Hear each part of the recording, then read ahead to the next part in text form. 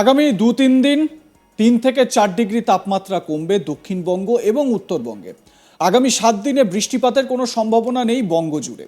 বুধবার ১১ই ডিসেম্বর থেকে রাজ্য জুড়ে পারদ পতনের সম্ভাবনা রয়েছে, এমনটাই জানিয়েছেন আলিপুর আবহাওয়া দপ্তরের ডিজিএম সোমনাথ দত্ত।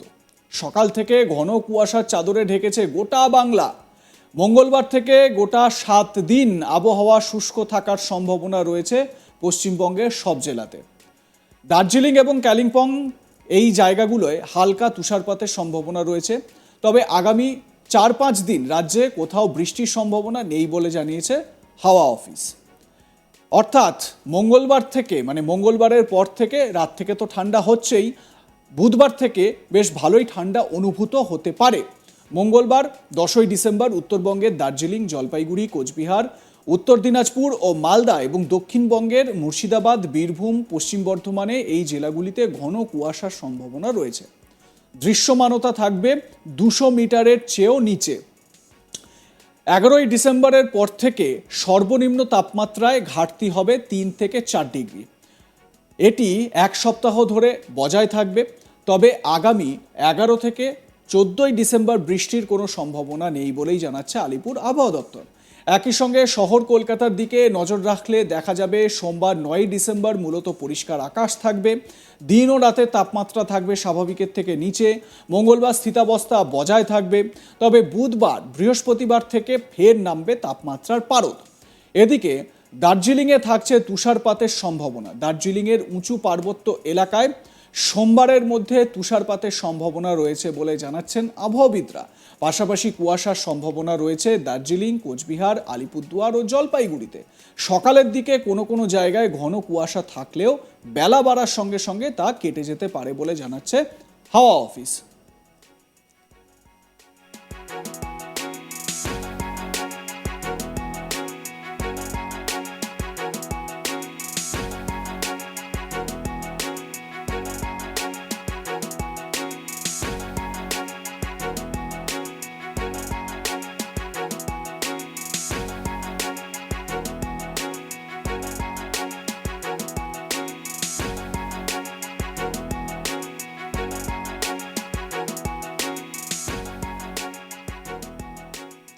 অর্থাৎ বুধবার রাত থেকেই কনকনে ঠান্ডা অনুভূত হতে পারে কলকাতা সহ দক্ষিণবঙ্গের জেলাগুলোতে। আর পার্বত্য যে এলাকাগুলো, পাহাড়ি যে এলাকাগুলো, সেই এলাকাগুলোতে তো ঠান্ডা থাকছেই, সঙ্গে দার্জিলিং, কালিম্পংয়ে তুষারপাতেরও সম্ভাবনার কথা জানাচ্ছে আলিপুর আবহাওয়া দপ্তর।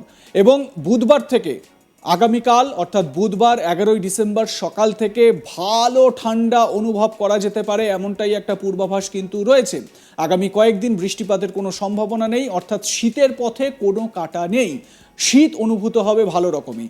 অন্যদিকে এবছর শীতে লা নিনা এফেক্ট পড়তে পারে। লা নিনা এফেক্টের জন্য প্রবল ঠান্ডা বা শৈত্যপ্রবাহ লক্ষ্য করা যেতে পারে বলে একটা আশঙ্কাও করা হচ্ছে। লা নিনা এফেক্টটা কি সেটাও যদি একটু আপনাদের বলে রাখি, সেটা হচ্ছে প্যাসিফিক ওশান বা প্রশান্ত মহাসাগর যখন প্রবল ঠান্ডা বাতাস, এমন একটা পরিস্থিতি তৈরি হয়, প্রশান্ত মহাসাগর প্রচণ্ড ঠান্ডা বাতাস এশিয়ার যে দেশগুলো রয়েছে সেই সমস্ত জায়গাগুলোতে এই ঠান্ডা বাতাস দিতে থাকে এবং এর জেরে তুষারপাত হয়, বরফপাত হয় এবং প্রবল ঠান্ডা লক্ষ্য করা যেতে থাকে।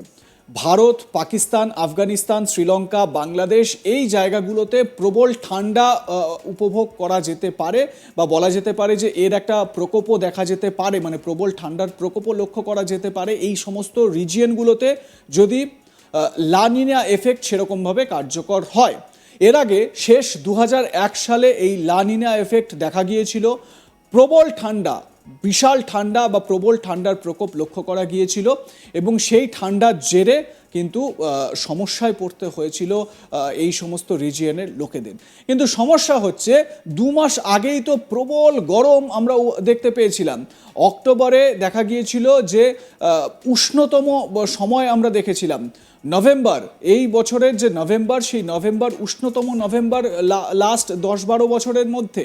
তো স্বাভাবিকভাবে 1 মাসের মধ্যে কিভাবে পুরো পরিবর্তন হয়ে যেতে পারে সেইটা নিয়ে কিন্তু একটা প্রশ্ন দেখা দিতে পারে এবং এটা নিয়ে কিন্তু নানান রকম আলোচনাও চলছে।